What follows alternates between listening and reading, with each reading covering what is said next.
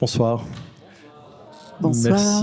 Merci de votre patience, merci d'avoir bravé les intempéries et les embouteillages. On apprend que des gens qui étaient censés venir de Bruxelles sont coincés là sur l'autoroute, d'où le léger retard, excusez-nous.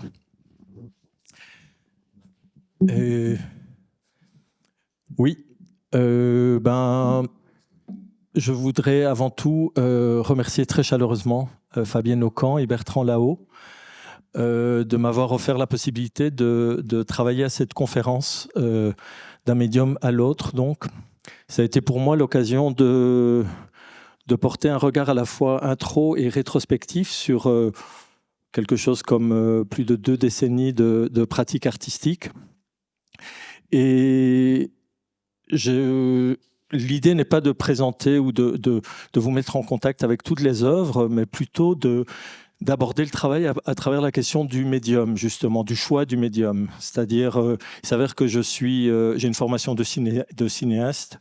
J'ai été formé très jeune à l'éthique du regard documentaire, une éthique très rigoureuse, je dirais, qui consiste avant tout à observer la réalité avant d'y plaquer quoi que ce soit comme fantasme. Donc il y a cette idée que le réel produit l'imaginaire et non l'inverse. Ce n'est pas l'imaginaire qu'on cale sur la réalité. D'une part, il y a cette dimension-là, ce qui signifie que j'ai été amené à réaliser une série de films, de longs métrages, mais dès le départ, depuis la sortie de mes études, alors que j'étais encore étudiant, la dimension du théâtre, de la scène, de la danse, du mouvement, du corps ont été extrêmement présentes dans ma pratique, au point où j'ai finalement également décidé de réaliser des œuvres scéniques. Alors voilà, d'un médium à l'autre, c'est qu'est-ce qui fait qu'à un moment donné, je suis amené à faire en sorte que ce soit le cinéma qui devienne prépondérant, ou au contraire, qu'est-ce qui fait qu'à un moment donné, la scène s'impose comme étant le médium nécessaire pour une telle ou telle création. Voilà. Alors, ce parcours dans cette ligne temporelle du passé qui va nous amener jusqu'à aujourd'hui, c'est évident qu'il fallait que je le fasse en dialogue avec quelqu'un, et c'est évident également que Isabelle Dumont, fidèle collaboratrice depuis de nombreuses années, assistante, dramaturge et amie fidèle, m'a accompagné tout au long de ce parcours d'introspection. Merci d'ailleurs, Isabelle. Avec plaisir, Jorge. Alors justement, notre dialogue a commencé en 2010, à l'occasion d'un projet créé au Kunstenfestival des Arts à Bruxelles, un projet assez représentatif de cette circulation et de cette porosité d'un médium à l'autre. Ce projet s'intitulait « To Serve » et il explorait les ramifications contemporaines de la domesticité et de la servitude sous différentes formes, un film, documentaire, une réalisation scénique et un cycle de performances et de conférences. Alors avant que Jorge ne présente les différents médiums convoqués dans ce projet, je voudrais lire ce texte qu'il m'avait envoyé en prélude à notre travail d'écriture en 2009. Je suis née d'une bonne. Ma mère, jusqu'à l'hiver 2006, aura été bonne une longue partie de sa vie. Il aura fallu une fracture, hélas réelle du col du fémur, pour qu'elle se décide à ne plus retourner chez madame et monsieur. C'est ainsi qu'elle les nommait, ses maîtres, lorsqu'elle les évoquait. Ma mère a arrêté de travailler à l'âge de 78 ans. Elle a passé 40 ans à servir dans la même maison. Monsieur et madame avaient 5 enfants. Ma mère s'appelant Aurore et les enfants en bas âge ayant apparemment des difficultés à prononcer ce joli prénom, monsieur et madame décidèrent d'un commun accord d'appeler ma mère Lola. C'est vrai que chez nous, les enfants à la maison, c'était plus simple. Nous l'appelions maman. Chez madame et monsieur, par le biais d'un diminutif, Aurore est donc devenue Lola. Pour diminuer quoi ?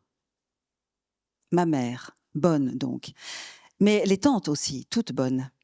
Certaines plus chics que d'autres, mais définitivement bonnes. L'une d'elles, ma préférée, vivait à Bruxelles. Elle était plus citadine, plus excentrique, plus arrogante aussi parfois. C'est le jour où elle s'acheta un manteau en peau de vison que je compris à quel point ce métier huilait une machine à fantasmes délirante. Qu'être bonne, c'était aussi jouer à tenter de ne plus l'être. Quand bien même ce ne serait qu'un seul soir, couverte de poils de bête et maquillée avec le fond de rouge à lèvres Chanel dont madame s'était débarrassée. J'ai compris que ma tante, avec les pauvres moyens dont elle disposait, tentait d'exister face à un imaginaire bourgeois qui à tout moment la menaçait d'indignité et d'exclusion. L'obéissance au code, elle s'y attachait d'autant plus que c'était son image qui était en jeu. Non seulement celle qu'elle renvoyait à ses maîtres, mais tout autant à ses propres yeux. Le respect des codes lui rendait une dignité que l'imaginaire des maîtres mettait en cause. Hiver 2006. Fracture donc. Et puis silence. En se brisant la jambe, ma mère a marqué une rupture radicale avec son passé de domestique. Plus un mot depuis, sur sa vie passée chez monsieur et madame. Plus un pas vers eux, alors qu'eux ont tenté sincèrement de maintenir une forme de lien, alors qu'ils s'enquéraient de son état de santé. Ce silence, je me refuse à l'enfermer dans une interprétation réductrice. Mais je me dis qu'il s'agit là d'un signe de deuil ou d'un acte ultime de résistance, de révolte muette. Je sais que ce silence habitera le projet et que To Serve pourrait être pris comme un défi à donner la parole aujourd'hui à celles qui normalement se taisent. Il marque un départ, un élan, déjà nourri de nombreuses rencontres, et tentera de mettre en lumière certains pans de cet espace particulier au sein duquel se jouent les rapports entre les maîtres et les domestiques. Qui sont les bonnes d'aujourd'hui ? Que nous disent-elles des liens de subordination qui unissent les humains ? Est-il possible, à travers elles et avec elles, de déconstruire ces liens et de les penser autrement ? Que nous disent-elles du pouvoir, de l'ordre, des ordres et de la soumission ? D'Espagne, du Portugal, des Balkans, de l'Afrique, de l'Asie, ne sont-elles pas aussi un miroir confrontant des vagues migratoires qui traversent notre monde ? Oui. En fait, lorsqu'Isabelle a exhumé ce texte que personnellement j'avais oublié, je réalise que finalement, il est emblématique de quelque chose qui se retrouvera tout au long des différentes créations dans le travail, c'est-à-dire ce désir évidemment de partir d'une dimension intime, d'une expérience intime, d'une expérience extrêmement concrète, mais tenter de la déplacer et d'une certaine façon de politiser nos vulnérabilités. Et j'entends par là le fait que il me semble que, évidemment, j'aurais pu décider de faire un film sur ma mère, un film intime qui aurait pu probablement être intéressant et intéresser des spectateuristes. Mais j'ai éprouvé le besoin de déplacer l'histoire, le récit de ma mère vers un ailleurs et afin qu'elle rencontre toute une généalogie de centaines de milliers de femmes qui, comme elle, à un moment donné, quittent leur pays pour des raisons économiques et autres, et qui tout à coup se retrouvent à travailler dans des endroits qu'elles ne connaissent probablement pas, ou pas bien du moins, et sont amenées à servir, à prendre soin, à mettre de l'ordre dans le désordre des plus nantis. Et en la déplaçant à cet endroit-là, je convoque également toutes les personnes, des femmes souvent j'insiste, penseuses, philosophes, sociologues, qui, ce faisant, ont théorisé, ont mis des mots sur des situations, ont emmené ces situations individuelles dans un champ beaucoup plus vaste, ce champ qui devient pour nous des outils pour déconstruire en fait ce qu'on pourrait appeler aujourd'hui de façon un peu courte la violence patriarcale. Alors Jorge, tu disais en préambule que par ta formation de cinéaste du réel, du documentaire, c'était justement le réel qui convoquait l'imaginaire et pas l'inverse. Et en fait, à la naissance de ce projet To Serve, il y a eu justement un événement du réel qui est survenu et qui a ouvert cette expérience personnelle à une histoire plus vaste et a éveillé ton désir justement d'en faire un film. C'est ce qu'on a appelé l'affaire des princesses de l'hôtel Conrad. L'hôtel Conrad, c'est un luxueux hôtel à Bruxelles où ont séjourné pendant plusieurs mois une princesse des Émirats arabes avec sa famille, en compagnie d'une vingtaine de domestiques d'origines diverses à qui donc on avait retiré les papiers et qui travaillaient dans des conditions tellement dégradantes que l'une d'entre elles a fini par s'enfuir. Et cette personne, en fait, tu l'as rencontrée. Oui, il s'avère que c'est un pur hasard. C'est là où parfois le réel s'aligne aussi avec le désir. C'est que, en effet, je connais l'avocate qui a soutenu et qui a défendu cette personne. Et grâce à elle, j'ai eu l'occasion, en effet, de rencontrer cette fille qui est arrivée à Bruxelles, qui avait 20 ans, qui ne savait même pas dans quel pays elle était, en fait, qui a quitté cette espèce de prison dorée de l'hôtel Conrad et qui s'est retrouvée à la rue, qui a été recueillie par des policiers et il s'avère que lorsque je l'ai rencontrée, par le biais d'une interprète, elle m'a raconté un peu son histoire. Et elle est d'origine indonésienne. Et il s'avère qu'à travers son récit, au-delà de la dimension extrêmement vulnérable dans laquelle elle était, j'ai eu l'impression qu'elle s'inscrivait dans quelque chose à nouveau de beaucoup plus vaste, dans une logique socio-économique qui dépassait un peu, qui la dépassait elle en tous les cas, et qui me dépassait moi. Et j'ai eu à ce moment-là l'intuition, qui est un peu une intuition un peu dingue, je dirais, de décider de partir, d'aller en Indonésie et de proposer une espèce de pacte avec cette fille que je connaissais à peine, de proposer d'aller là-bas et de ramener des images de ce pays dont elle venait, un pays que je ne connaissais pas, dans le but de tenter de comprendre un peu ce qui se passait. Il s'avère qu'elle m'a annoncé à ce moment-là qu'elle tenait un journal intime, une espèce de carnet de bord. Et l'idée initiale du film, c'était de confronter à la fois ces images que je ramènerais d'Indonésie et puis ce journal intime qu'elle avait tenu. Je suis donc parti en Indonésie. C'est plutôt fébrile parce que c'est voilà, un homme blanc qui quitte la Belgique pour partir là-bas, dans un pays qu'il ne connaît pas. Et il s'avère que là, sur place, grâce à l'aide de nombreuses personnes, dont des artistes qui me sont très chers, j'ai eu la possibilité de rentrer dans un des multiples centres de formation, un des centres de formation que cette fille avait quitté, en effet. Et qui s'avère être un système extrêmement répandu en Indonésie et ailleurs, c'est-à-dire des centres qui forment ces femmes à devenir domestiques et qui ensuite qui les envoient ensuite dans des pays ailleurs, en Asie, dans les Émirats arabes, etc., et également en Europe. Donc voilà, vous êtes servi, c'est ça, c'est une immersion dans ce lieu où, à nouveau, cette éthique de regard documentaire a été extrêmement précieuse parce que tout à coup, je me retrouvais dans un centre avec des femmes dont je ne parlais pas la langue et il fallait qu'elles comprennent quels étaient les enjeux. Et donc, régulièrement, ce que nous faisions, c'est à mesure que je les filmais, nous visionnions les images ensemble de façon à ce qu'elles m'aiguillent également, de façon à ce que je puisse nourrir ce regard qu'on pouvait porter sur leur situation et sur leurs conditions. J'avais aussi cette peur qui était là constante, qu'à tout moment elles puissent partir, parce qu'il y avait un système un peu troublant, c'est-à-dire que parfois elles restaient là pendant des mois et puis parfois 3 jours plus tard elles disparaissaient. Et donc voilà, elles m'ont dit ça, c'est ce qui nous importe, c'est peut-être de parler et de savoir que de toute façon cette parole, elle ira au-delà de nous. Ce film s'est construit sur ce pacte-là. On va en voir un extrait. Avant de voir l'extrait, j'insiste quand même sur le fait que toutes les images que vous allez voir là, toutes n'étaient pas destinées à être publiées. Ce sont parfois juste des images d'archives qui sont là juste pour laisser des traces d'un travail. Donc parfois la qualité de la vidéo n'est pas terrible, mais je pense que dans ce contexte-ci, c'est tout à fait tolérable.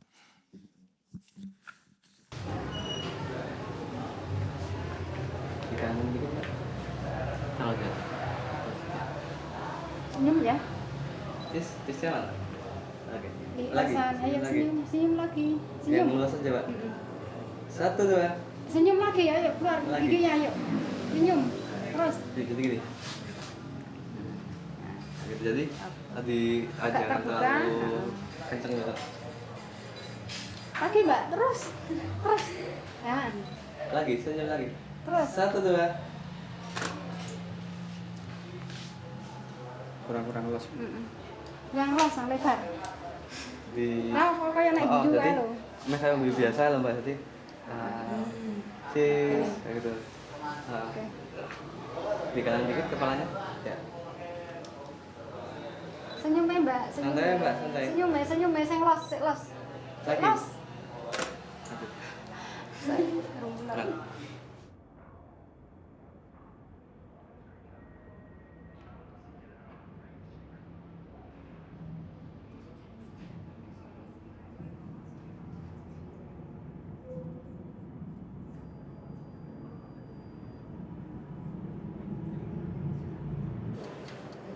Pilih yang bagus.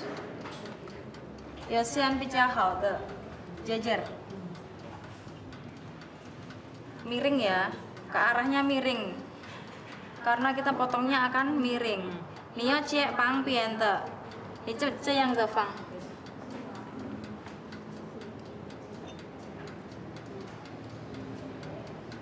Oh, kamu tong. 这样会一半一半这样。因为你要这样，这样。 懂我的意思吗？ Harusnya yang ada gergajinya ya. Untuk ini untuk memotong sanmince ini putu ya tak tahu se. 好了，没关系，没关系。好，可以了。然后你可以分开另外一个这个拿走。Ini kamu bisa bantu pakai ini. 来，等一下，我告诉你，这样子。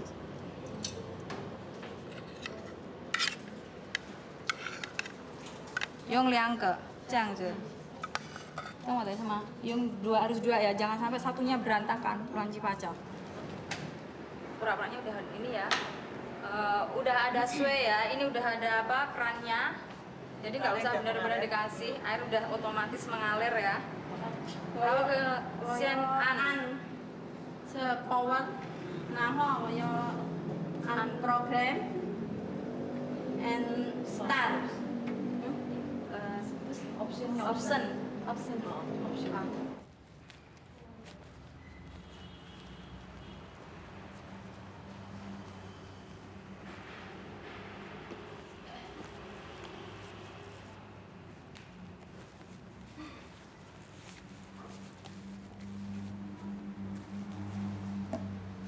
dilipat pampersnya sana doang Udah dilipat. kelihatannya dipelet kayak kanan kiri Oh.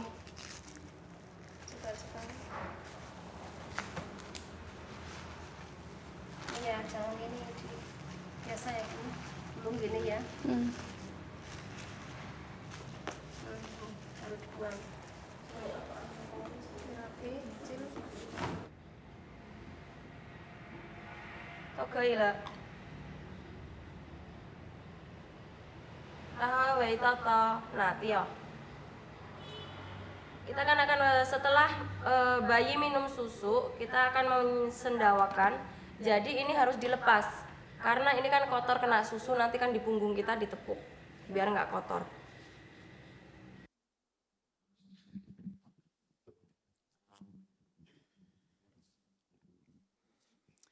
Dans cet extrait, on voit à quel point la domestication passe par les corps, contraints à des postures policées, soumises à des gestes inusités ou contrôlés pour être efficaces dans leur rapport aux matières, aux objets. Matières et objets qui sont donc des médiateurs et des révélateurs de ces rapports de pouvoir. Et c'est ce que tu as développé en particulier dans le spectacle que tu as créé en parallèle à ce film. Mais tu as aussi été du côté scénique pour une autre raison, c'est que l'histoire du théâtre et de la littérature et de l'opéra, elle est truffée de personnages, de domestiques, de servantes, que ce soit dans les comédies de Molière, de Marivaux, aussi dans les Noces de Figaro, etc. Et puis dans les fameuses bonnes de Jean Genet, qui ont d'ailleurs fait scandale lors de leur création en 1947, parce que justement, c'était pas des bonnes, c'était pas dans la norme. Et c'était exactement ça que Genet souhaitait. Donc, c'était pas de faire un théâtre documentaire, mais un théâtre de la transgression. Et c'est ça qui t'a intéressé aussi dans l'accès au plateau. C'est justement, alors que dans le documentaire, il y a une éthique à respecter parce qu'on est dans la situation que subissent les personnes au théâtre avec les actrices qui représentent ou qui jouent avec tous ces codes, on peut se permettre de pousser le bouchon plus loin, d'aller chercher la violence, de l'exprimer, de la manifester, ou le grotesque, ou l'absurde, ou le monstrueux. Oui, c'est exactement ça qui a motivé le deuxième volet de ce projet, c'est-à-dire s'autoriser à faire en sorte que le plateau, la scène, dans l'instant présent de la représentation, on puisse y aller de façon beaucoup plus frontale, même parfois. Et en effet, comme tu le mentionnes, en convoquant le ridicule et le grotesque. Ici, principalement, je pense que dans les souvenirs que je garde d'Iseuve, il y a Mieke Verdun qui joue cette maîtresse de maison qui est un peu dépassée par les événements. Il y a presque trop de gens autour d'elle pour l'aider. Elle ne sait pas trop, elle est un peu dépressive. On la sent au bord du burn-out ou du bore-out. Et cette dimension-là, ça m'intéresse. C'est une espèce de, je dirais, une revanche symbolique sur le réel qui m'intéresse énormément. On peut voir un petit extrait du spectacle.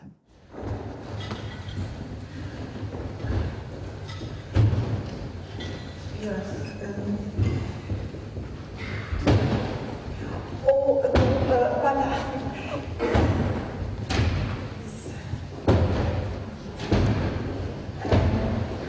Pass auf, da mal nicht in der Katzen so. Pass auf. Nee, no, not do that. Ja, pass auf. C'est bon. Oh non, ça, c'est pour la cave. C'est pour la cave.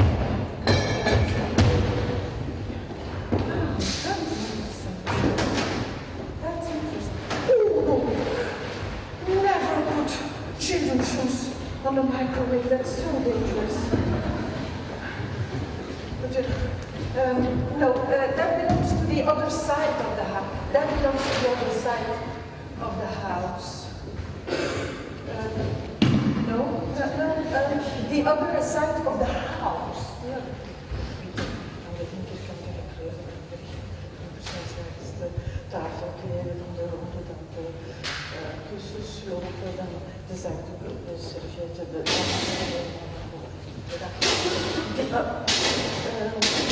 Please, it's too much noise.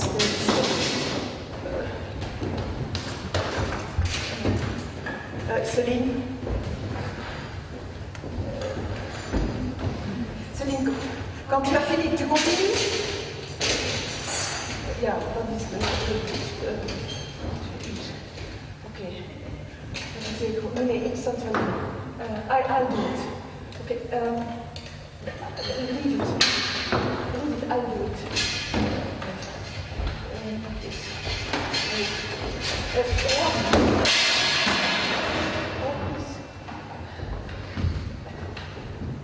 Yeah, yes. Put it on his neck. Yeah, put it on his neck. Do it. Put it on his neck, do it. Oui. C'est ce rapport aux objets qui jonchent ce plateau, c'est bon à la fois toute cette surconsommation, mais c'est aussi comment l'objet domestique devient objet de torture, hein, et ce qui est souvent fréquent d'ailleurs dans oui, les c'est exactement récits. cette dimension-là qui m'intéressait de travailler. C'est-à-dire que lorsque j'étais en Indonésie, j'ai rencontré une personne qui avait recueilli des lettres, des courriers que ces domestiques envoyaient à leurs familles, à leurs proches depuis les pays où elles avaient été exportées. Et souvent, il était question de maltraitance, évidemment maltraitance psychologique, mais aussi maltraitance physique. Et ce qui est profondément troublant et à vrai dire obscène, c'est que souvent c'était les objets domestiques qui devenaient les instruments de torture. C'est-à-dire qu'en effet, elles évoquaient des brûlures au fer à repasser brûlant, elles évoquaient le fait d'être battues avec le manche du balai qu'elles utilisaient pour nettoyer la maison. Donc il y avait une espèce de rapport comme ça de violence qui s'installait à travers les objets. Et c'est sans doute pour ça aussi que tu as voulu, en marge et du film et du spectacle, présenter un cycle de conférences et de performances, justement pour quelque part réfléchir sur cette violence systémique. Donc les conférences et les performances, dans le cadre du Kunsten Festival des Arts, se sont déroulées dans une maison bourgeoise du 19e siècle qui était vraiment représentative de ces rapports servant-servi, puisqu'il y avait des escaliers de service, les chambres de bonne au dernier étage, etc. Et donc, dans les conférences, il y a eu voilà tout un panel de juristes, philosophes, sociologues, psychanalystes, aussi des représentants et représentantes d'associations qui luttent contre la traite des êtres humains, et puis aussi des artistes performeuses que tu as invitées, dont l'artiste indonésienne amie de longue date. Melati Suryodarmo, oui, en effet. Ça, c'est un pan également important du travail. C'est, je ne sais pas, j'imagine il y a des artistes dans la salle, mais il y a toujours ce moment où c'est comme si la création de l'œuvre n'était pas suffisante. C'est-à-dire qu'une fois qu'elle existe, comment est-ce qu'il est possible de lui donner un sens au cœur même de la cité, quoi. C'est-à-dire en quoi elle peut être, d'une certaine façon, utilisée pour re-questionner un système et un dispositif social et politique. Donc, en effet, ce film existait, cette pièce existait, et en même temps, il m'importait de pouvoir ramener tout ça dans la sphère publique, citoyenne et donc politique. Et donc, nous avons organisé toutes ces conférences et ces interventions avec des personnes incroyables qui parlaient de la domesticité et de l'esclavage domestique contemporain. Alors, parallèlement à ça, en effet, l'idée d'une idée, ce qu'on pourrait considérer comme au départ mon idée, savoir de faire en sorte que cette idée puisse être transmise, se déployer, être récupérée et puis s'inspirer d'autres artistes qui vont se l'approprier et l'emmener ailleurs. Cette dimension de la ramification est quelque chose qui m'est extrêmement cher.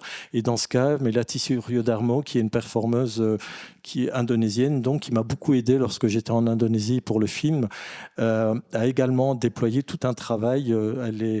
Elle pratique des performances de longue durée qui durent parfois 6, 7 ou 8 heures. Il s'avère que dans ce cas-ci, c'était une performance qui durait plus ou moins 3 ou 4 heures, plutôt courte par rapport à son travail habituel. Et donc, elle investissait ces différents espaces de cette maison bourgeoise. C'était aussi une façon de lui proposer aussi de lui offrir en retour tout ce qu'elle m'avait offert lorsque j'étais là-bas à Yogyakarta. Donc, cette circularité, cette amplification est vraiment quelque chose qui est très important pour moi à travers les œuvres. Après To Serve, ont suivi 2 autres projets très différents, mais où le corps et le mouvement agissaient comme vecteurs de sens.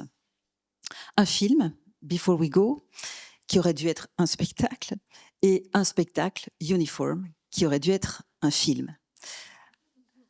Donc là, on voit d'un médium à l'autre, effectivement. Alors, Before We Go, c'est un film qui convoque d'autres médiums à l'intérieur de son processus, médium opératique, scénique, chorégraphique également, toujours à partir d'une expérience personnelle forte que tu as vécue en travaillant comme bénévole. Oui, en effet, parallèlement à ma pratique artistique, j'ai longuement, de nombreuses années, travaillé en tant que bénévole dans un centre de soins palliatifs, un centre qui accueille des personnes qui se savent en fin de vie, mais qui préfèrent ne pas se rendre à l'hôpital, du moins en tous les cas, si ce n'est pas totalement nécessaire. Et c'est au contact de ces personnes que l'idée m'est venue de travailler à cette question de la représentation qu'on se fait de la fin. C'est-à-dire que nous savons tous que nous sommes mortels, mais en fait, moi, personnellement, on ne me l'a pas encore annoncé. Ça reste aussi une forme d'abstraction. Et en même temps, elles et eux ont reçu cette nouvelle à un moment donné dans leur vie. Donc, elles détiennent à mes yeux un savoir que je ne possédais pas. Donc, je me suis approché d'elles avec cette question-là. Comment vous représentez cette fin ? Et il s'avère que j'ai reçu des réactions extrêmement ouvertes et généreuses de leur part. Et donc, initialement, c'était l'envie de réunir tous ces témoignages, ces expériences de vie et faire en sorte que peut-être, pourquoi pas, ne fût-ce qu'au centre, qu'on organise des représentations, un peu quelques soirs par semaine, etc. Et puis, très vite, j'ai dû me rendre à l'évidence que, en fait, c'était quelque chose qui leur demandait beaucoup d'énergie. En fait, ils étaient extrêmement partants, en fait, et attirés par la proposition. Mais l'idée de tous les soirs devoir répéter quelque chose semblait aussi un petit peu compliqué. J'ai donc décidé d'en faire un film. Le film qui offre la possibilité finalement d'immortaliser en fait ce qu'on décide de partager. Et Before We Go, il est né de ça, c'est-à-dire de l'envie de laisser des traces de quelque chose qu'il m'avait offert.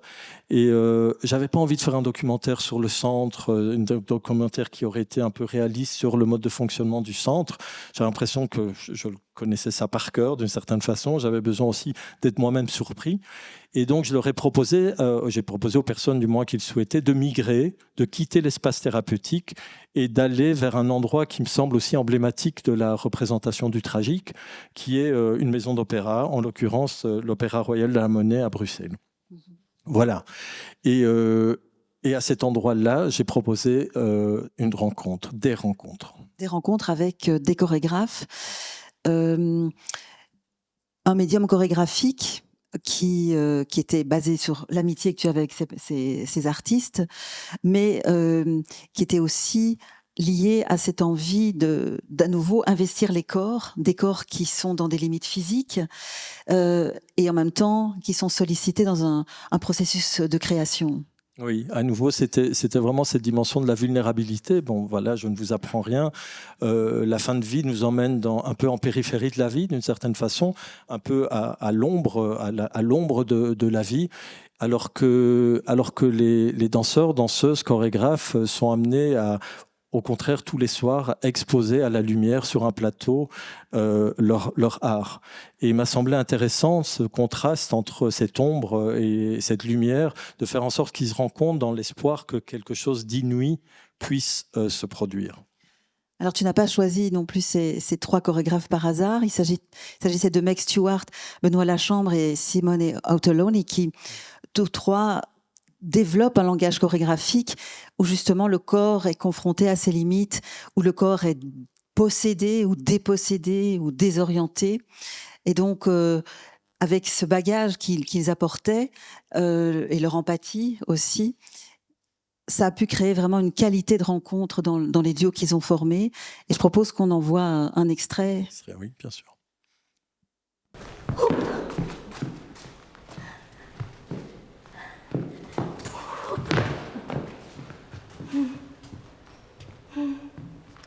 I would once lie on the ground. Yes?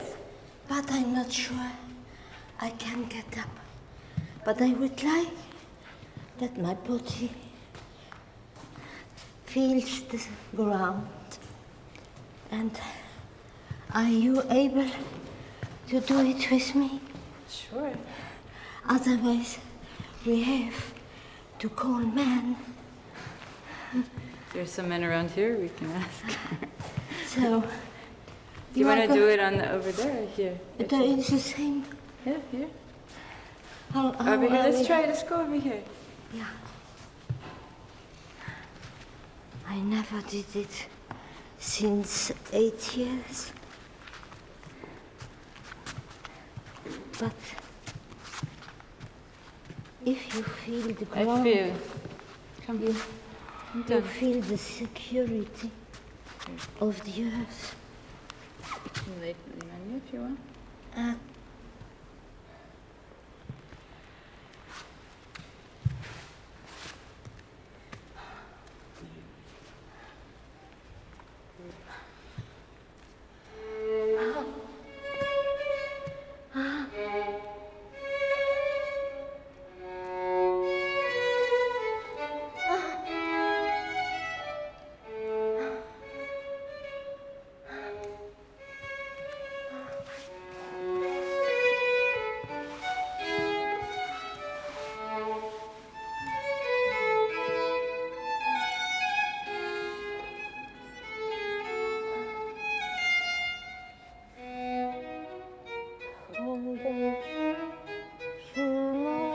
Doch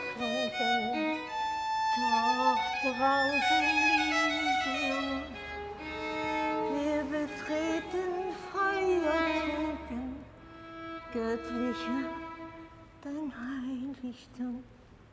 L'hymne dans la joie, aide-moi.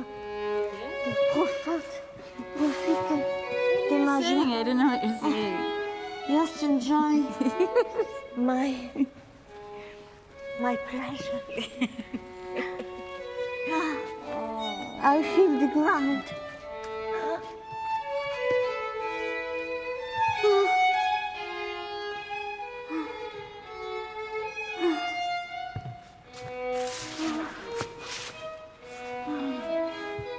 Yeah.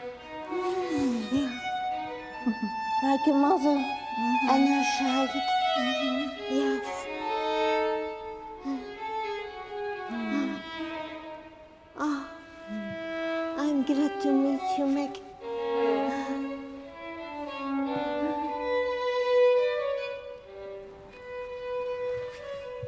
So,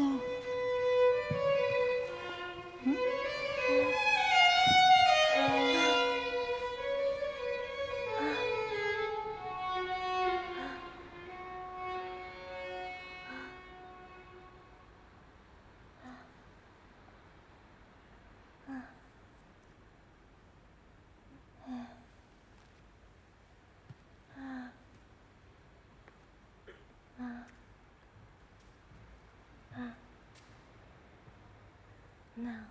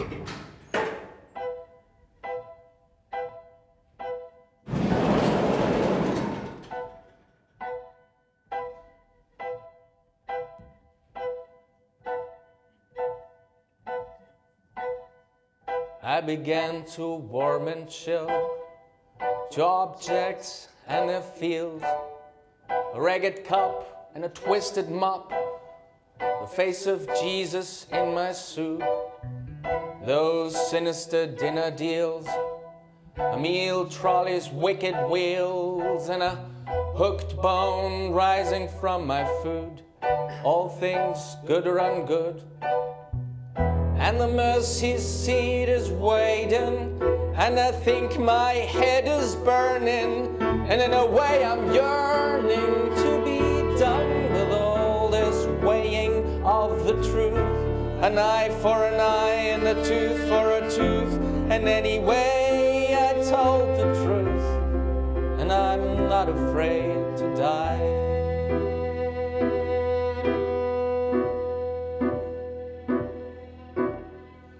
Interpret sign and catalog, a blackened tooth, a scarlet fog. The walls are black, bad, but I'm kind. They are the sick breath at my hind. They are the sick breath at my hind. They are the sick breath at my hind. They are the sick breath gathering at my hind. I hear stories from the chamber, Christ was born into a manger, and like some ragged stranger died upon the cross. And might I say, it seems so fitting in its way. He was a carpenter by trade, or at least that's what I'm told.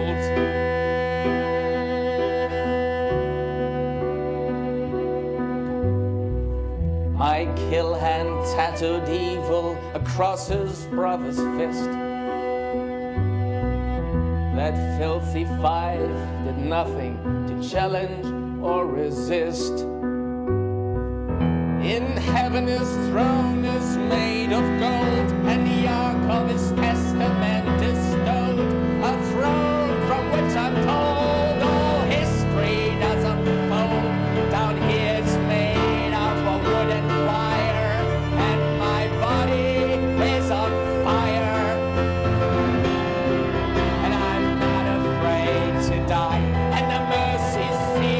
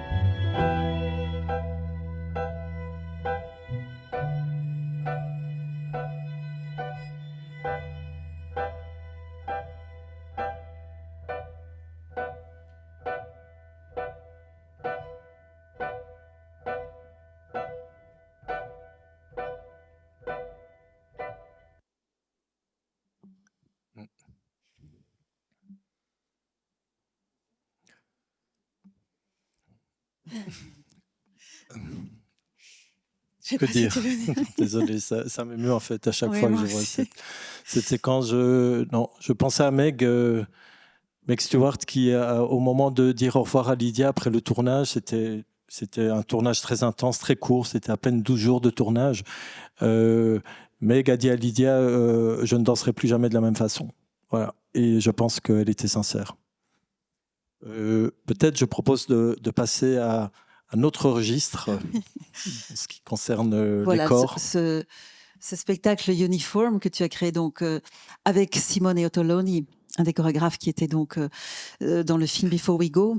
Alors Uniform, donc c'est un spectacle qui interroge là aussi la notion de corps, mais ici le corps collectif de la police, à la fois en tant que corporation et que corporéité. Et alors, quelle est l'origine de ce projet qui devait être un film aussi? Oui, voilà. En fait, ça aurait dû être un film, en effet. Et l'envie de faire ce film, elle est née d'une annonce dans la presse où j'ai appris que certains policiers à Bruxelles s'étaient constitués en association, avaient créé l'association The Rainbow Cops, qui est une association de policiers homosexuels qui s'était constituée dans le but de pointer un peu ou de tenter éventuellement, idéalement, de résoudre les problèmes d'homophobie au sein de la police. Et j'avoue que cette tension-là m'a vraiment intéressé, c'est-à-dire que des policiers soient là pour défendre les violences faites à des minorités, c'était pas spécialement l'image que j'avais en tête. Je vois pas le corps de police comme étant, je dirais, la corporation la plus progressiste, mais tout ça est très personnel, n'est-ce pas? Et donc, je me suis dit quand même, j'ai envie de les rencontrer, quoi. C'est-à-dire, qu'est-ce qui se passe là à l'heure de devoir porter ce type de revendication? Et c'est ce que j'ai fait. Donc, je les ai contactés. Et puis, ils étaient vachement ouverts à l'idée qu'éventuellement, je les filme. C'est ce que j'ai commencé à faire. Je me suis retrouvé dans des situations très cocasses, je ne vous le cache pas. C'est-à-dire que je les ai accompagnés en Irlande à la rencontre internationale des policiers homosexuels, ce qui en gros signifie plusieurs centaines de policiers qui portent l'uniforme du pays qu'ils représentent. C'était à la fois cocasse, intriguant, pas toujours très confortable. Et bon voilà, j'ai filmé et j'étais prêt à m'engager en fait dans ce processus de filmage, sans même avec quand même l'envie de me dire n'anticipe pas trop, ne porte pas trop de jugement, juste observe la réalité, on verra bien ce qui se passe. Il s'avère que la réalité, elle a été arrêtée par un obstacle, c'est-à-dire que eux et elles acceptaient d'être filmés, mais par contre leur hiérarchie, en l'occurrence le ministère de l'Intérieur, a exigé le final cut pour le film. Alors le final cut, dans le jargon cinématographique, ça signifie en gros que la personne qui détient le final cut a le droit de couper toute scène ou toute image qui pourrait être problématique dans le film, qui pourrait leur sembler problématique dans le film. En gros, on appelle ça de la censure. Et donc, je me suis dit que c'était impossible de mener à bien un tel projet avec cette espèce d'épée de Damoclès sur la tête. Et donc, j'ai dû laisser tomber. Voilà, mais tu n'as pas tout à fait laissé tomber. Non, j'ai pas laissé tomber. Et là, de nouveau, le réel a mené vers l'imaginaire. Donc, tu as déplacé ce projet sur un plateau avec des performeuses qui, justement, étaient libres de tout devoir de réserve. Et donc, ça a été un travail amplificateur justement de toute cette violence potentielle de ce corps policier qui jouait aussi avec les codes de cette corporation, déjà dans un espace quadrifrontal où les policiers étaient observés par le public, alors que d'ordinaire c'est eux qui nous observent, et puis avec toute une série d'accessoires qui justement les désorientaient ou leur servait justement à extirper ou extraire et exprimer cette violence. Je propose qu'on regarde un extrait, peut-être dire aussi que dans le spectacle, plus ça avançait, plus cet abus de pouvoir que la police possède, eh bien, il commençait à se jouer entre eux, et que c'était de plus en plus malaisant d'une certaine façon parce que on voyait vraiment ce qui poussait à la violence. Oui, c'est-à-dire que d'une part, avant juste de lancer la vidéo, en effet, il y avait quelque chose de... Nous avons le postulat de départ, c'était de commencer les premières répétitions avec un uniforme, c'est-à-dire il n'était pas question de travailler avec des objets, avec des vêtements de répétition, mais donc systématiquement, il portait l'uniforme avec la ceinture, le revolver, la matraque, etc. Donc d'une part, ça imposait une certaine mode de déplacement et de mouvement, et d'autre part, il y avait comme postulat de départ que ces policiers, en fait, ils avaient peut-être à un moment donné oublié leur fonction, en fait, et donc étaient un peu eux-mêmes désorientés. Ça donnait lieu à des situations, j'insiste aussi sur la dimension jouissive de cette capacité, cette possibilité qu'on a à transgresser par moments des situations que dans le réel, on ne pourrait pas se permettre de faire. Donc voilà, je vous propose peut-être de regarder un extrait.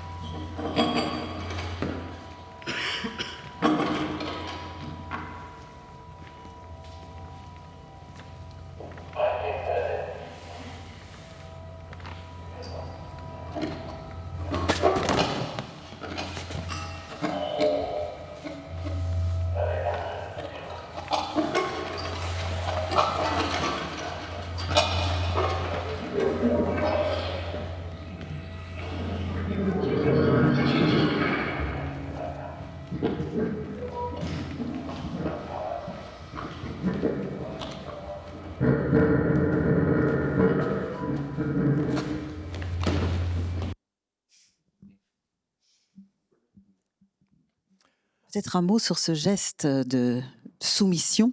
Oui. Et d'abord préciser aussi que les performeuses portaient toujours l'uniforme de police du pays dans lequel nous jouions. Donc, en l'occurrence, ceci a été filmé à Berlin. C'était donc en Allemagne, mais ici en Belgique, nous l'avons présenté et ils portaient l'uniforme belge ailleurs, au Portugal. Enfin bref, à chaque fois, on le modifiait. Et c'est qui donnait ce sentiment étrange de familiarité. C'est-à-dire que tout à coup, c'était pas le costume de police de là-bas. Il s'agissait vraiment des figures que nous rencontrons au quotidien dans la rue. Je ne vous cache pas que j'ai beaucoup d'affection pour cette pièce, que j'aimerais un jour, si c'est possible, avoir la possibilité de la reprendre. Toujours d'actualité, oui. Ouais. Et puis voilà, et puis ce geste-là, c'est-à-dire ce geste ces mains derrière la nuque, qui a priori sont emblématiques d'une forme de passivité, c'est-à-dire c'est le moment où on est amené à devoir se rendre. Et tout à coup, ce geste devient un acte de résistance. C'est-à-dire ce que impose Jen, c'est qu'elle refuse qu'on lui enlève les bras de la nuque. Et tout à coup, le fait que tous ces gens portent ce même uniforme, que tout à coup, le rapport entre le dominateur et le dominé, finalement, est brouillé parce que ces figures sont toutes, j'ai envie de dire, interchangeables. Ça produisait quelque chose d'extrêmement confondant et qui va, à mes yeux, au cœur, j'ai envie de dire, de la perversion liée à cette violence policière. Voilà. Et tout le monde finissait par adopter ce geste. Et à la fin, tout le monde finit par adopter ce geste de ses mains derrière la nuque. Et je me suis dit que finalement, c'est aussi ça que l'art peut. C'était presque emblématique de ce que l'art peut. C'est-à-dire que tout à coup, c'est une proposition qui produit de la curiosité. On ne comprend pas trop qu'est-ce qu'elle fout à mettre ses mains dans le dos. Et puis, ça produit presque une forme d'attirance, comme parfois avec certaines œuvres d'art. On se dit, mais c'est quoi ce truc? Et puis, on s'en approche. Et puis, finalement, ça finit par proliférer et tout le monde finit par faire la même chose.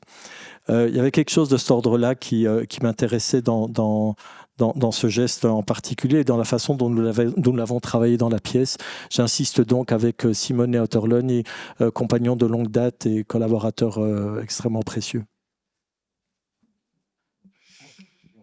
Alors en 2018, il y a un projet qui nous a beaucoup occupés aussi, où il est aussi question de résistance au pouvoir. D'ailleurs, une résistance qui résonne particulièrement avec l'actualité et qui a commencé comme ceci. 12 décembre 2012, donc c'était quand même un projet au long cours. 12 décembre 2012, 9h26. Cher Monsieur Miller, je suis dans un pétrin. Ils sont en train de m'envoyer à l'hôpital psychiatrique. Faites quelque chose, s'il vous plaît. Bien à vous, Mitra Kadivar. Mitra Kadivar, c'est cette personne que vous voyez à l'écran. Et donc, en décembre 2012, elle envoie un appel à l'aide par mail à un collègue français. Elle est psychanalyste, lui aussi, Jacques-Alain Miller. Il va répondre à ce mail et un échange intense va s'en suivre qui va déboucher, après des hauts et des bas, sur une pétition internationale et aboutir à la libération de Mitra. Alors, là, on est dans un fait du réel a priori assez éloigné, dans un pays que tu ne connais pas non plus, l'Iran, moi non plus. Et qu'est-ce qui t'a requis dans ce fait au point de développer et un film et un spectacle opératique? En fait, ce qui m'a frappé, j'ai découvert ces échanges de mails dans un document PDF sur Internet, un peu par hasard. Et ce qui m'a profondément bouleversé, en fait, c'est cet appel à l'aide de quelqu'un qui, à l'autre bout du monde, demande à être entendu. Et il s'avère que cet appel à l'aide, quelqu'un y répond, à l'autre bout de la planète, et s'installe une forme d'éthique de la solidarité qui fait en sorte que finalement Mitra Kadivar sera libéré et sortira de cet hôpital psychiatrique. Il y a cette dimension de l'appel et de la solidarité qui m'ont été suffisamment forts pour moi pour susciter un désir de travail, très long d'ailleurs, en effet, comme tu le mentionnes. Il m'a semblé important de rencontrer Mitra là où elle était, là où elle vivait, parce que lorsque je l'ai rencontrée, elle était déjà sortie de psychiatrie, donc nous sommes allés en Iran. Il était pour moi hors de question de filmer en Iran, dans le sens où les cinéastes iraniens font ça tellement mieux que n'importe qui d'autre que j'avais rien à faire là, d'un point de vue de la cinématographie, je dirais.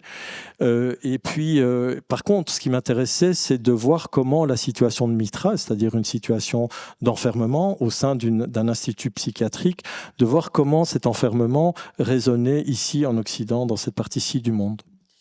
Et donc, c'est là où on a eu la chance, en fait, de pouvoir, avec cette histoire de Mitra, entrer dans une institution psychiatrique en France, raconter cette histoire, voilà comment elle résonnait auprès des résidents, recueillir aussi leurs paroles.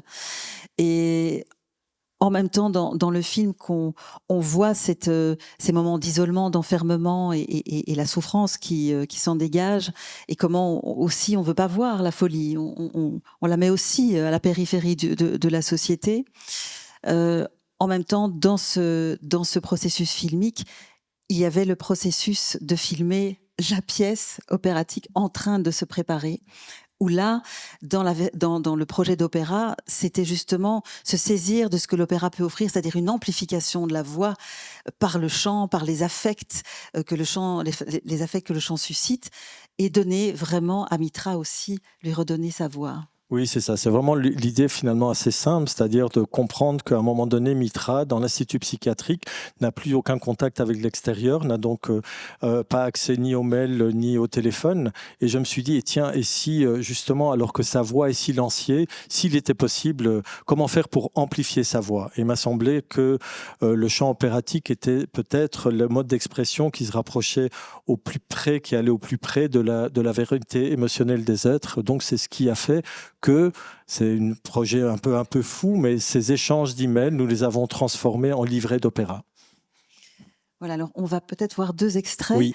Un du film et un de la pièce, et qui, dans les 2 extraits, on voit ce qu'on appelle la CI, c'est-à-dire la cellule d'isolement, dans laquelle sont isolées, donc enfermées, les personnes dites en état de crise. Et dans le film, c'est le témoignage, le souvenir de cette CI qui est évoqué par une personne. Et dans le spectacle, on voit cette CI démolie, en train d'être démolie.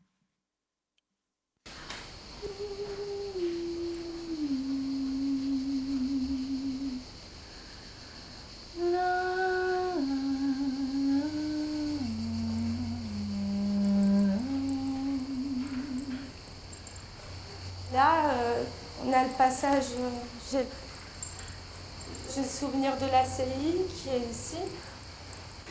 Alors, on était emmenés de force si on contestait dans cette CI.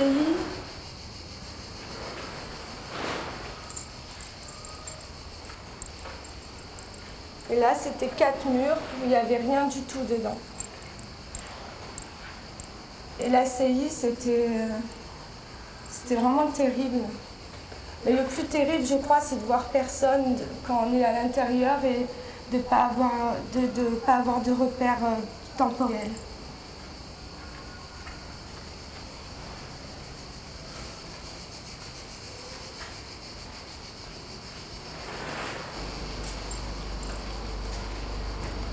Je me rappelle que je me rapprochais beaucoup du mur pour regarder ces motifs parce qu'il n'y avait vraiment rien à faire.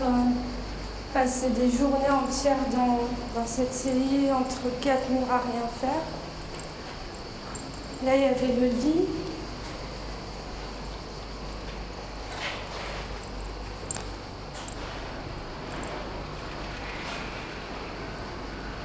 Et en fait, là, on voyait rien du tout.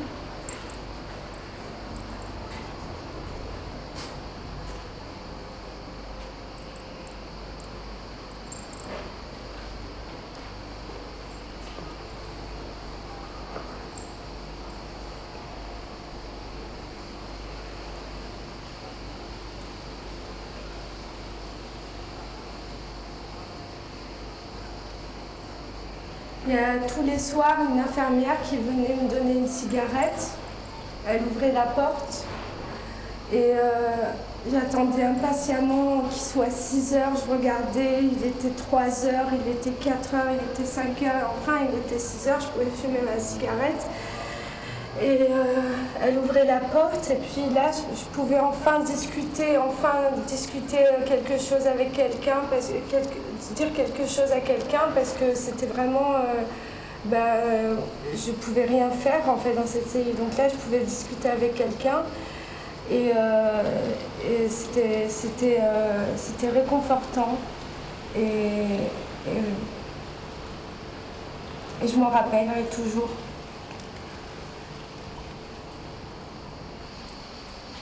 Des fois je criais, des fois je tapais dans les murs pour qu'on m'entende, pour qu'on me dise, pour qu'on me laisse sortir, parce que on ne pouvait pas,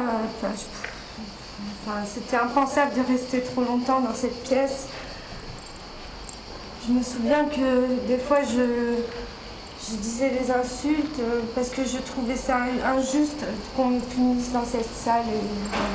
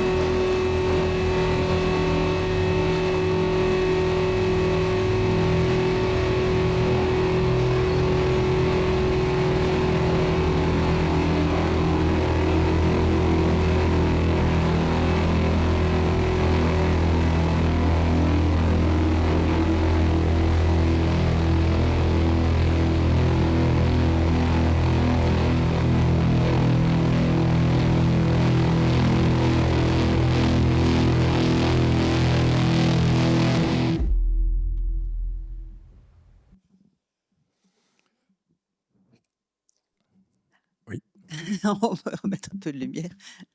Je ne sais pas si tu veux dire un...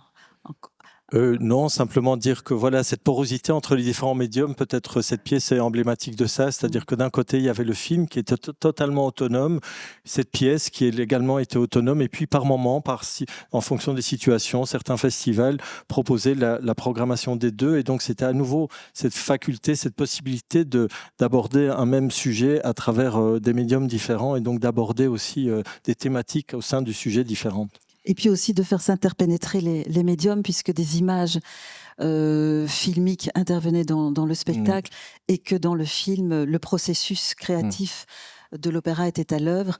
Et ouais, juste parce que dans Before We Go, il y avait aussi ces artistes à l'œuvre, au travail, cette dimension de création qui est, tu me l'as dit tout à l'heure, c'est vraiment, au fond, c'est là où on peut rendre compte de la vie, quoi. Oui, c'est-à-dire en gros, c'est assez simple, mais tant qu'on crée, on est vivant, quoi.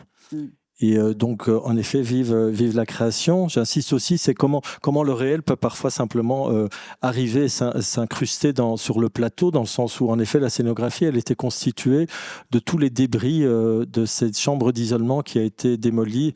Alors moi, naïvement, à l'époque, j'ai cru que c'en était fini de cette chambre d'isolement, qu'il la détruisait pour passer à autre chose. Et en fait, non, il la détruisait pour en construire d'autres et plus nombreuses. Donc voilà, je me suis dit, emmenons cette chose-là, non pas par fétichisme, mais juste pour dire, cette chose-là existe, elle est là, malgré la dimension symbolique qu'une pièce peut porter, une mise à distance, mais il s'avère qu'il y a des petits bouts de réel qui restent là et qui s'imprègnent et qui s'incrustent, même dans l'imaginaire du théâtre. Brûlé, ça chauffe. Voilà, après ce long parcours sur le projet Mitra, un nouveau projet est né donc en 2024 et qui, en fait, à partir de ton film Before We Go, de 10 ans auparavant, ce film que tu présentais dans un colloque sur la question de la finitude, justement, et où tu as de nouveau été saisi par une tension assez puissante qui se manifestait lors de ce colloque. Oui, c'est ça. J'ai été invité, après la réalisation de ce film, bien après, quelques années plus tard, j'ai été invité à Beaux-Arts dans une conférence qui s'appelait The End of Death, la fin de la mort, qui en gros réunissait toute une série de personnes qui travaillaient ou qui exploraient la notion de la fin, donc en gros l'immortalité. Moi, j'étais invité là avec ce film que j'avais réalisé, mais dans le panel, il y avait des philosophes et des idéologues du transhumanisme, donc pour faire court, des personnes qui sont convaincus que la mort n'est qu'une maladie et qu'on finira un jour par l'éradiquer. Il y avait dans le panel d'ailleurs un des idéologues, une espèce de bonze qui était venu en croisade en Europe pour défendre son truc, qui disait qu'en fait la personne qui vivra jusqu'à 400 ans est déjà née. Elle est donc peut-être parmi vous ce soir. Alors, la question de l'immortalité, moi, c'est un truc qui m'impressionne pas trop, dans le sens où j'ai l'impression que c'est quelque chose qu'on nous dessert depuis la nuit des temps, d'une certaine façon. C'est une espèce de fantasme récurrent qui prend des formes différentes. Mais par contre, ce qui m'intéressait, c'est que cette dimension de l'immortalité, elle arrive aujourd'hui, à l'heure où on n'arrête pas de nous annoncer la fin de notre humanité. Et j'avais le sentiment que là, il y avait une espèce de tension bien tordue, là, qui m'intéressait de tenter de démêler. Parce que je pense qu'à l'intérieur de cette tension, il y a énormément d'angoisse et qu'à mesure que la fin approche, on a envie de s'inventer la possibilité d'y échapper. Donc, en gros, c'est ça qui m'a mis au travail. Et pour ce faire, j'ai convoqué une figure que moi j'ai rencontrée dans les livres d'histoire quand j'avais 5-6 ans. C'est la figure de Lucie. Lucie, qui est un australopithèque qui a été découverte en 1974 dans le désert du Hadar en Éthiopie. 52 ossements qu'on a découverts comme ça et qui pendant très longtemps ont avéré être le squelette le plus ancien à l'époque, mais depuis elle a été détrônée, mais en tous les cas est resté le squelette le plus complet. Et donc, tout à coup, je me suis dit, mais j'ai envie de faire parler ces os, quoi. Par rapport à la question du corps, c'était finalement travailler à cette espèce de dénominateur commun, c'est-à-dire un corps qui tout à coup est réduit à 52 ossements. Et il y avait aussi le fait que les scientifiques qui ont beaucoup d'imagination, détrompez-vous, ce ne sont pas que des scientifiques, ils ont besoin de fiction en fait pour créer leur récit, étaient persuadés que en fait Lucie était morte à l'âge de 20 ans. alors qu'il y a une marge d'erreur de plus ou moins 300 000 ans par rapport à l'année à laquelle elle serait apparue. Mais voilà, donc Lucie avait 20 ans, c'est plutôt chic, c'est mignon, quoi. Il y a un petit côté, voilà, elle est morte à la fleur de l'âge. Et je me suis dit, mais et si Lucie avait 20 ans aujourd'hui? Et quel regard elle porterait sur notre monde? Et voilà. Et très naturellement, je me suis dit, convoquons des personnes qui ont cet âge-là. Et donc, c'est la raison pour laquelle j'ai proposé de travailler avec les étudiants et étudiantes du Master Danse qui a été créé par Charleroi Danse, la Cambre et l'Insas à Bruxelles. Master Danse dans laquelle voilà, sont formées des personnes d'une vingtaine d'années qui sont formées pour devenir des futurs chorégraphes. Et donc c'est avec elles et avec eux que nous avons déployé toute une série de questions d'ailleurs, c'est-à-dire en effet, et qu'est-ce que ça veut dire avoir 20 ans aujourd'hui, en soulevant des questions qui sont évidemment très prégnantes, certainement pour tout le monde, je l'espère, mais en tous les cas pour cette génération, c'est-à-dire les questions anticapitalistes, écologistes, évidemment, les questions liées au genre et aux minorités de genre et sexuelles. Voilà, donc nous avons brassé avec l'aide de l'écrivaine Caroline Lamarche également, qui a écrit un texte qu'on appelait le monologue de Lucie. Nous avons créé cette forme... Une forme là où les médiums se condensent, se combinent et se condensent. C'est peut-être la forme justement la plus polymorphe que tu aies créée jusqu'à présent, et peut-être justement grâce à ce parcours où tu n'as cessé de passer d'un médium à l'autre, puisque d'abord c'était un seul espace très immersif dans lequel il y avait donc ce déploiement de mouvements de ces performeuses. Il y avait toute une scénographie aussi d'éléments recyclés, tout un travail sur l'archéologie, donc des éléments organiques de la terre, de la pierre, des éléments de la fouille archéologique aussi, les ustensiles, les vestiges qu'on récolte, qu'on reconstitue. Donc tout un travail de recréation aussi, d'interprétation des formes, donc de transformation, donc de mise au travail. Travail évidemment aussi sur l'image, mais qui cette fois était en périphérie et de manière verticale, donc une autre façon d'insérer le médium filmique dans un espace scénique. Et alors aussi ce désir que tu avais déjà depuis un certain temps d'inviter le public aussi dans cet espace. Oui, et faire en sorte que le public, consciemment ou non d'ailleurs, participe à cette forme que je souhaitais, hybride, polymorphe, où j'avais envie de donner la liberté à chacun et chacune de se déplacer dans l'espace et de choisir son point d'attention. C'est-à-dire que tout à coup, n'importe qui pouvait juste décider de suivre telle ou telle personne et de perdre évidemment les 3/4 du reste du spectacle. Cette liberté-là, dans le mouvement, m'intéressait fortement. C'est-à-dire que tout à coup, que nous prenions conscience qu'en tant que spectateuristes, nous ne sommes pas que des citoyens passifs assis sur une chaise, mais qui a la possibilité aussi de prendre part à cette création. Et je dis ça vraiment sans angélisme, mais avec un désir d'une certaine vitalité, au risque du bordel, évidemment, que ça peut engendrer. Ce risque-là, nous l'avons pris grâce au soutien évidemment de Charleroi Danse, par exemple. Nous avons eu l'occasion de présenter cette pièce ici la saison dernière.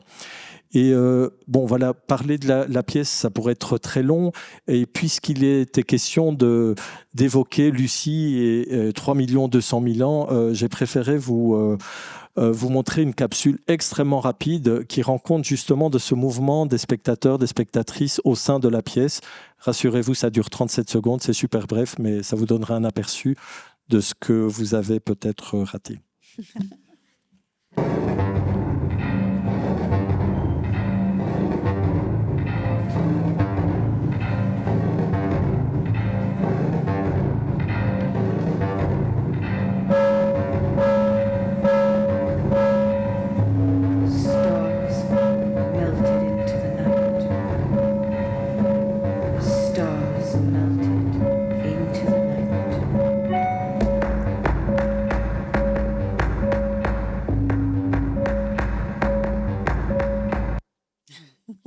Oui, bah très voilà. court en effet. On est bien peu de choses, n'est-ce pas? Jorge, on arrive donc à aujourd'hui, ici et maintenant, dans les écuries de Charleroi Danse, où justement tu as proposé une résidence d'artistes territoire Alors, qu'est-ce que tu as arpenté comme territoire et quel médium as-tu convoqué cette fois dans ce projet que tu as intitulé R9? R9, oui, à nouveau, merci Fabienne Aucan de m'avoir proposé cette résidence qui a eu un impact bien au-delà de ce que je pouvais imaginer. Il s'avère que, je ne l'ai pas dit je pense au début, mais je suis né à Charleroi, j'y ai grandi, et le fait d'être invité à proposer une création et à travailler sur le territoire n'était pas du tout une chose anodine. Pour moi, du moins. Et il s'avère que lorsque Fabienne m'a fait cette proposition, c'est l'image du ring, du R9, du périphérique qui m'est venue en tête tout de suite. Aussi parce que j'ai l'impression que c'est une espèce de symbole architectural dont les carollos sont totalement habitués, pour lesquels ils ont une espèce de... J'ai l'impression que tout le monde a un avis, négatif ou positif, sur cette chose. Il est tellement présent que parfois il est juste invisibilisé, on ne le voit plus, on ne l'entend plus, alors que c'est une marque architecturale extrêmement forte qui à la fois encercle et surplombe la ville de Charleroi. Et donc je me suis dit... voilà, cette chose-là qui a été créée à une période quand même très spécifique, c'est la fin des années 60, début 70, c'est une espèce de fantasme de projet, de progrès, de rapidité, de fluidité, on peut se déplacer rapidement, etc.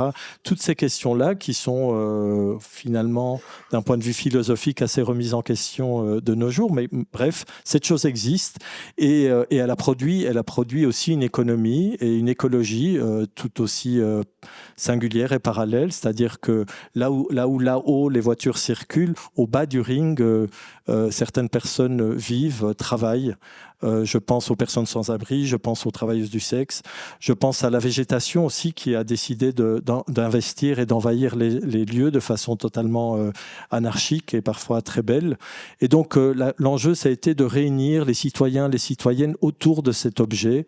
Je vous passerai les détails parce qu'il s'est passé tellement de choses grâce au soutien de Célia Diaz y Andrés qui travaille ici et qui coordonne en fait les projets artistiques qui les met en lien avec les citoyens.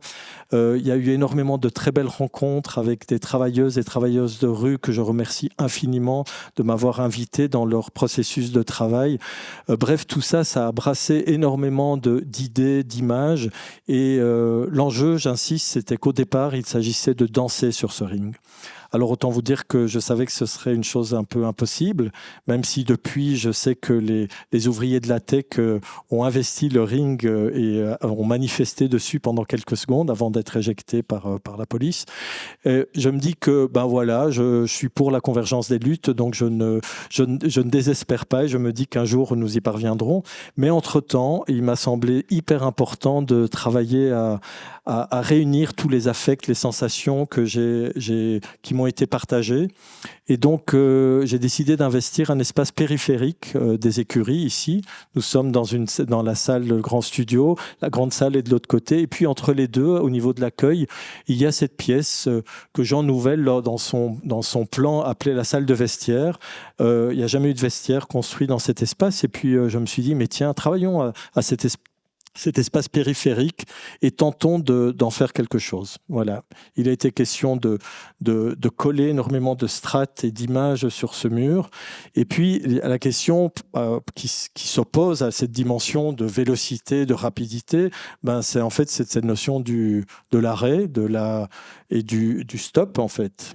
Du ralentissement. Du ralentissement. Jusqu'à l'arrêt, effectivement. Et c'est donc sous la forme d'une installation qui témoigne à la fois de toutes les strates de cet arpentage, vraiment au sens matériel du terme, des couches d'images, des couches de plantes aussi récoltées, de cet herbier que tu as constitué. Oui, avec Marisol qui est dans la salle. Merci Marisol. Voilà. Et une installation activée ce soir par deux interprètes, Garance Maillot et Sophie Guisset, et qui donc justement vont, par leur corps, ralentir et arrêter le mouvement. Oui.